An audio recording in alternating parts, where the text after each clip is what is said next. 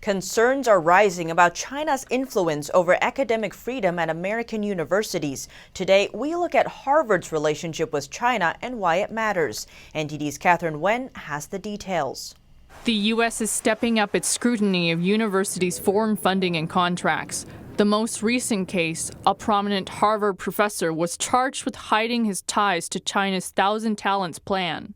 And that's not the only example of Beijing's influence on Harvard. In 2015, a talk on China's human rights issues was canceled because at the time, the university's president was meeting Chinese leader Xi Jinping. He told me I have to cancel the talk because Harvard president was meeting Xi Jinping in Beijing.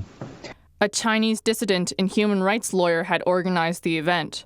Teng Biao fled to the U.S. and was a visiting scholar at Harvard.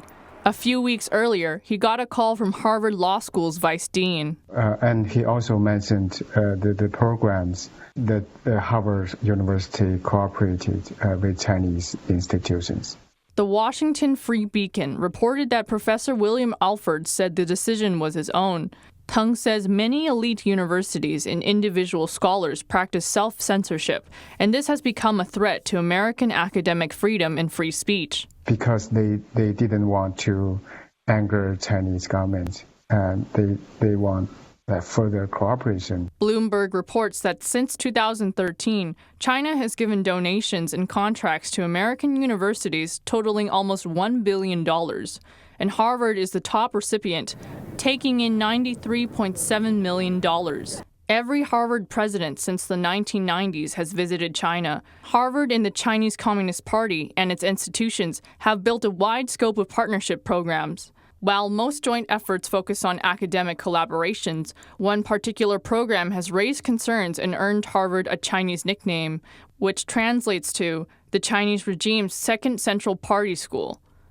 In the early 2000s, Harvard's Kennedy School of Government began training Chinese officials to help them, quote, address the ongoing challenges of China's national reform. Hundreds of Chinese officials, from mayors to provincial governors and vice ministers, took the training. Yet it appears there hasn't been any real sign of change in the regime. Among the Chinese officials who went through the training, some were later either investigated or sentenced for corruption.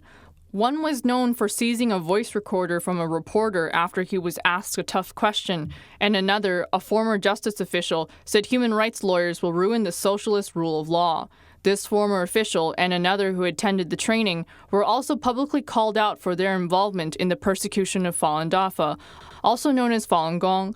Falun Dafa is a Chinese spiritual practice. It has been persecuted by the communist regime for over 2 decades. Harvard graduate and spokesperson for the Falun Dafa Information Center, Zhang Erping, says the program risks legitimizing an authoritarian regime when it lends its name to Chinese officials. Training the CCP officials, some of them probably involved in the policy of suppression of Falun Gong Christian Church or other dissident groups, they shouldn't be welcome here on campus. Many institutions in the West assume that exposing leaders of the Chinese regime to the workings of a free society would help them accept Western norms, and they would eventually become more open and democratic.